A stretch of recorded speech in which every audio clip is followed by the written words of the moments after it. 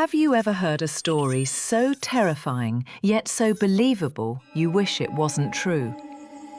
Tonight, I'll tell you the story of Noura, a famous Kuwaiti singer who, one night in 1997, accepted what seemed like an ordinary job. But instead, she found herself performing at a wedding that wasn't meant for humans. This is the Jinn wedding of Kuwait. Back in 1997, Noura was one of Kuwait's most popular wedding singers. She and her small group performed at private ceremonies. Music, dancing, joy, the usual. One evening, Noura received a call from a man she didn't know. He spoke politely, saying he was arranging a wedding for his daughter and wanted Noura's band to perform. The offer seemed normal. He gave her the address, a mansion outside the city, far from the lights of Kuwait. Noura accepted, unaware this would be her final performance.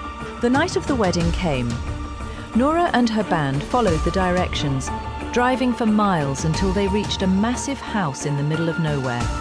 At first, everything looked normal.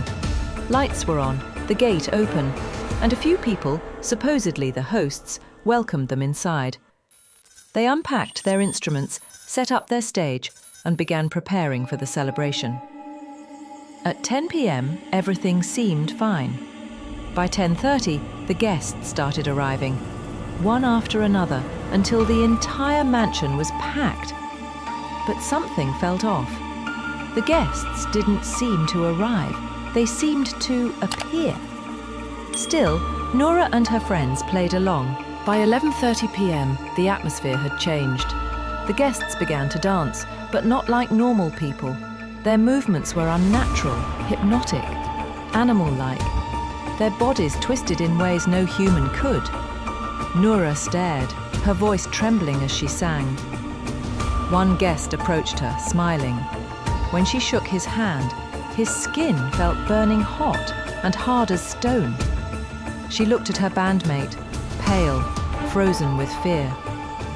They both knew something was terribly wrong, but Noura whispered, "Keep playing." She feared if they stopped, they wouldn't make it out alive. Midnight. The guests were no longer pretending to be human. Noura saw them clearly now, legs and hands like those of sheep, eyes glowing faintly red. They danced in circles, laughing, whispering, moving to music only they could hear. Her bandmates were on the edge of panic. Some wanted to run, others could barely breathe. But Noura whispered again, "Don't scream, don't stop, just play."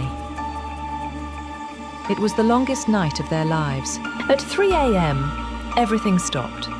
The lights went out, the music, the laughter, the footsteps.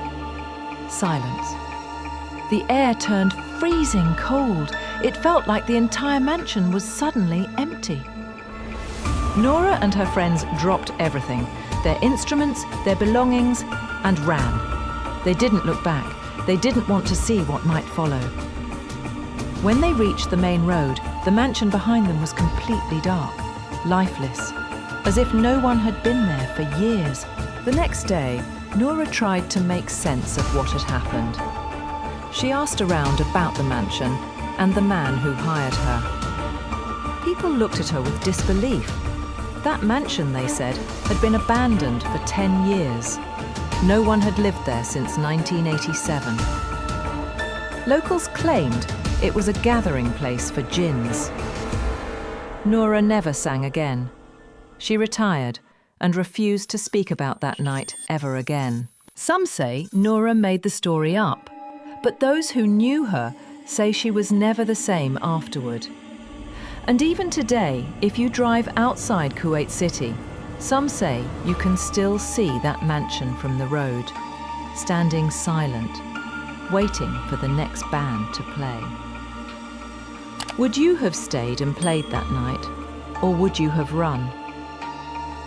If you enjoyed this story, don't forget to like, subscribe, and share, because next time we'll dive even deeper into the true horrors of the Middle East.